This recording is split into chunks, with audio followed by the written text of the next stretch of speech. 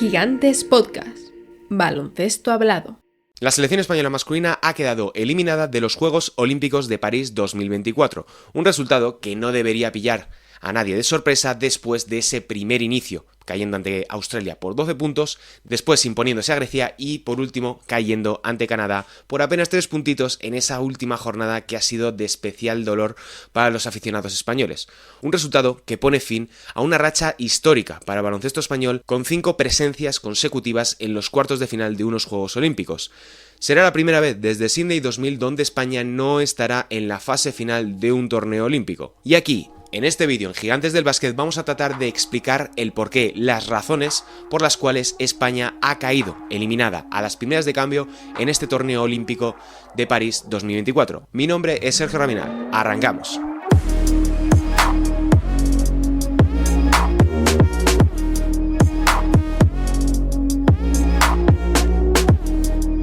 A lo largo de los últimos años, la selección española ha acostumbrado a superar completamente las expectativas, a conseguir mejores resultados de lo que cabría esperar mirando solamente el plantel con el que se presentaban al torneo de turno. El Eurobásquet de 2022, el bronce olímpico en 2016 o incluso el bronce en ese Eurobásquet de 2017, por no olvidar el oro en el Mundial de 2019 de China para gran recuerdo de todos los aficionados españoles. Un conjunto que históricamente ha sido un dolor de muelas para todos los rivales que se han tenido que medir a ellos. Las argucias de Sergio Scariolo, con planes de partido absolutamente interminables, con recursos para absolutamente todo, y que siempre tenían respuesta para cualquier situación que planteaba el oponente, hacían pensar que incluso en estos Juegos Olímpicos de París, la selección española masculina podía dar la sorpresa y no solo meterse en fase final, sino incluso pelear por las medallas. La realidad ha sido bastante distinta.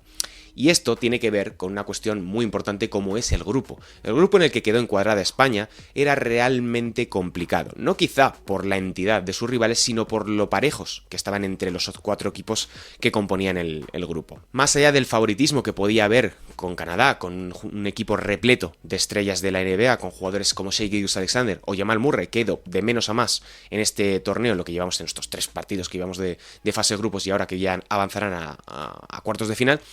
Todo ello sin olvidar, evidentemente, que Canadá es bronce en el pasado mundial, donde ya eliminaron a España en fase de grupos en un partido absolutamente memorable. Pero bueno, más allá de esto, Grecia y Australia eran 2 equipos muy parejos en base a nivel de España, lo cual hacía que cualquier resultado era posible, y lo que se ha visto ha sido un triple empate entre estas 3 selecciones, lo cual ha dejado fuera a España por una cuestión de averas, de resultados cruzados.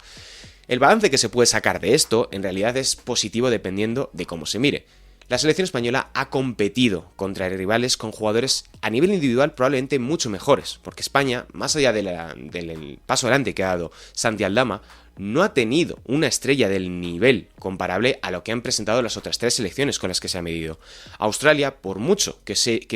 Josh Giddey no sea el jugador que mucha gente esperaba que acabase terminando, es alguien que es desbordante en el baloncesto FIBA, un jugador que puede llegar al aro con relativa facilidad y aunque no tiene mano, no sabe tirar con buenos porcentajes desde la larga distancia, ha demostrado que cuando tiene el día es un jugador a quien defender de cerca y no permitir lanzar desde la larga distancia. Lo mismo con Grecia, que aunque se ha presentado sin Kostas Sloukas, que era probablemente su mejor baza para competir en estos Juegos Olímpicos, sigue teniendo a Giannis Antetokounmpo. Sigue siendo un núcleo, sigue siendo un equipo griego que lleva compitiendo junto a muchos años. Lo decía Vasilis Spanoulis después de ganar a Australia en esta última jornada, que había mucha gente que dudaba de la selección helena, y ha demostrado que, bueno, a falta de que se termine la jornada en el grupo C con el resultado que pueda haber de Sudán del Sur contra Serbia, puede que entren definitivamente en los cuartos de final, lo cual ya es un éxito para una selección helena que no se plantaba en unos Juegos Olímpicos desde Pekín 2008. En cualquier caso, en este vídeo estamos aquí para tratar de buscar y explicar las razones por las cuales España ha quedado eliminada en estos Juegos Olímpicos, más allá, evidentemente, de los resultados. Uno de los puntos que me gustaría incidir al principio es la clave del manejador. A día de hoy, en el baloncesto actual, en el baloncesto FIBA, necesitas un base, un director de juego que sea capaz de producir tanto asistencias a través del bloqueo directo como jugadas individuales que generen situaciones y un volumen de puntos importante. Lorenzo Brown era el jugador llamado a encargar y a representar este perfil. Esa es la razón por la que se apuesta tan fuerte por el jugador nacionalizado español en el año 2022 y se repesca a Alberto Díaz para que sea su base suplente, confiando en que Sergio Llull ocupe esa posición de combo guard, entre base y escolta, que nos hemos acostumbrado a verle a lo largo de los últimos años y que, pues en cierta medida, a veces lo ha hecho muy bien y otras no tanto. Por ejemplo, en este torneo yo creo que puede irse con la cabeza muy alta porque el jugador del Real Madrid ha terminado, y basta ver el encuentro tanto ante Grecia como ante Canadá para sacar muy buenas conclusiones respecto de esa apuesta por Sergio Llull como una especie de falso base y falso escolta, porque ocupa ese espacio intermedio, ese gris que tanto se busca ahora dentro del baloncesto contemporáneo. Como decía, la presencia de Lorenzo Brown es capital, y si Lorenzo Brown no está al nivel que se le requiere o que se podía esperar de él dentro del contexto de la selección española, el potencial del equipo queda muy limitado, porque si Lorenzo Brown no es capaz de jugar al nivel que le hemos visto este último año en Maccabi Tel Aviv, y la razón por la cual va a jugar esta próxima temporada en Panathinaikos es porque, por ejemplo, Billy Hernán Gómez no puede recibir los balones de alto porcentaje que le permiten ser uno de los pivots ofensivos más determinantes del continente europeo y también, en cierta medida, un poco dentro del resto del baloncesto FIBA. Sin esa conexión, sin ese 2x2 que tan bien funcionó en el Eurobasket de 2022, es muy complicado que la selección española pueda competir por pasar de fase y por ganar partidos. Esto es muy sencillo. Si no tienes un base de primer nivel, es muy complicado, es muy difícil que puedas seguir conectando y seguir moviendo el ataque para el resto de jugadores, que acaben consiguiendo tiros liberados, que se acaben dando situaciones de alto porcentaje y, en definitiva, conseguir esa ventaja primaria que es sobre lo que se sustenta todo el sistema ofensivo de Sergio Scariolo en la selección española desde hace ya,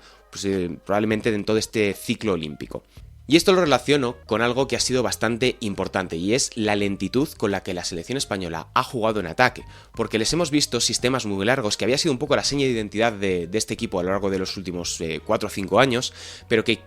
relacionado un poco con lo que decía de Lorenzo Brown, ha limitado mucho las opciones ofensivas de la selección. Al jugar tan largo, tan enrevesado, encadenando tantos bloqueos indirectos, buscando mucho el mano a mano, alejado mucho de la línea de 3 puntos, es más complicado poder plantarte, dividir la zona y encontrar o bien tiros liberados, o bien alguien moviéndose sin balón, o incluso situaciones clásicas de bloqueo directo que, por ejemplo, no hemos podido ver a un alto porcentaje durante estos 3 partidos de fase de grupos de los Juegos Olímpicos, que de nuevo cuesta mucho sacar conclusiones en firme de apenas 3 encuentros, pero un poco la tendencia yo creo que iba por ahí. Ha costado ver a España a nivel ofensivo, han sido acciones muy individuales casi de un poquito de hero ball, lo hemos visto en este último encuentro contra Canadá, donde si no llega a ser por la mezcla entre Darío Brizuela y Sergio Llull, España difícilmente habría podido competir por siquiera llegar cerca en el marcador al final del encuentro. Y es un poco el síntoma de que algo en el sistema ofensivo de la selección española no ha funcionado. Bien sea porque los sistemas no han sido los adecuados para la rotación que tenías y la plantilla que tenías. Bien porque los jugadores no han conseguido ejecutarlo al nivel que demandaba el staff técnico de la selección española. O bien porque los rivales te han leído la cartilla, porque han sabido hacer un muy buen scouting, han puesto remedio a todas las propuestas que tú tenías a nivel ofensivo y, en consecuencia, han sabido pararte, que esto también es muy importante, porque cuando has conseguido establecer un sistema, porque la selección española, bajo la dirección de Sergio Scariolo, ha tenido una filosofía de juego sumamente marcada, que ha sido lo que ha permitido, por ejemplo, en esa primera etapa de existencia de las ventanas, que España pudiese ser una pisonadora, que fuese uno de los equipos más constantes en los clasificatorios de FIBA, tanto al Mundial como posteriormente al Eurobasket de 2022. Esa identidad, ese sello que marcó la dirección de Sergio Scariolo en lo táctico, es lo que ha permitido, en cierta medida, a España continuar siendo competitiva en este último lustro. No lo olvidemos y es muy importante remarcarlo. Como decía, es muy complicado sacar conclusiones de 3 partidos apenas, los cuales han sido cada uno muy diferente el uno del otro. Pero hemos visto durante todo este torneo a la selección española combinar diferentes defensas. Hemos visto individual, hemos visto muy agresivos incluso dentro del individual contra el partido contra Australia. Le hemos visto ser mucho más conservadores, por ejemplo, contra Grecia, para poder contener a Giannis Antetokounmpo y a riesgo incluso de dejarles tirar abiertos a los jugadores helenos. Y en este último se ha visto a la selección española con varios momentos de defensas mixtas, que sí también en otros encuentros del torneo también se ha dado. Pero en este último hemos visto que han planteado una caja y uno, hemos visto momentos de zona 3-2, que en cierta medida es como un recurso que ha echado a mano el staff técnico de la selección española para tratar de darle dinamismo a la defensa, de tratar de poner al oponente en diferentes aprietos. Yo creo que son apuestas que tienes que hacer cuando estás tan limitado a nivel de talento respecto al contexto contra el que estás compitiendo, y creo que en cierta medida se ha pecado un poquito de confianza en ese tipo de defensas. Por ejemplo, contra Grecia funcionó muy bien. La caja y uno que planteó con Billy Hernán Gómez defendiendo a Giannis Antetokounmpo fue crucial para ganar el partido. Pero quizá en este cierre contra Canadá se pecó de haber mantenido en exceso esas defensas, tanto la zona 3-2 como la caja y 1 contra Shai Gilgeous-Alexander. Similar un poquito a lo que ocurrió contra Australia, aunque queda ya un poquito lejano en el tiempo, pero creo que en ese sentido otro plan defensivo o ser un poco más flexibles a la hora de tomar esa decisión de, bueno, vamos a volver a individual o vamos a plantear otros escenarios dentro de la defensa individual, hubiera sido quizá más beneficioso para la selección española. Pero insisto, es muy difícil sacar conclusiones definitivas y tajantes sobre un volumen de apenas 3 partidos. Es muy poquito tiempo, es muy poquitas posesiones y al final te lo has acabado jugando en 2-3 acciones que han sido lo que han decantado la balanza. Y de nuevo, lo importante es que España llegó a la última jornada de esta fase de grupos de París con opciones de ganar, con opciones de depender de sí misma para estar en fase final. Y yo creo que eso es lo más positivo, es el clavo al que queda para agarrarse para ser un poco optimistas respecto a lo que viene, porque lo que viene a partir de ahora es la clasificación para el Eurobasket de 2025, que recordemos que España empezó con mal pie, perdiendo los 2 primeros encuentros ante Letonia y ante Bélgica en esa preparación de las ventanas de febrero, y lo que viene ahora es un proceso de reformulación. Veremos qué es lo que viene, cuál es el siguiente proyecto de la selección española, veremos qué jugadores continúan respecto de lo que hemos visto ahora, si se integrarán, si ya se incorporarán los jugadores jóvenes de las generaciones de 2003, 2004, 2005, que vienen pisando fuerte, que han tenido un verano un poco complicado en los torneos inferiores, pero que poco a poco este lustro que viene, este ciclo olímpico que se abre ahora para la selección española, es crucial para determinar cuál será el potencial que tiene el proyecto de la Federación Española de Baloncesto en la selección absoluta masculina. Así que hasta aquí el vídeo de hoy. Me gustaría saber cuáles creéis que han sido las claves por las cuales España ha quedado eliminada, como siempre, evidentemente más allá de los resultados, porque me parece interesante buscar diferentes prismas, buscar explicaciones para tratar de entender mejor qué es lo que ha ocurrido para la selección española en este torneo. Sabemos que era muy complicado que pudieran estar dentro de esa fase final, definitivamente han quedado fuera por apenas unos puntos arriba, puntos abajo, pero yo creo que el balance, dependiendo de cómo se mire, puede ser un balance positivo o al menos que invita al optimismo, pero yo creo que no se debe ser catastrófico respecto del resultado de la selección española, al igual que tampoco se fue con el Mundial de 2023, donde el contexto y todo lo que rodeó a la selección española en ese verano fue siempre muy complicado. Así que aquí nos despedimos, recuerda suscribirte, dejarnos un comentario y apoyarnos aquí en Gigantes del Básquet. Un saludo y hasta la próxima.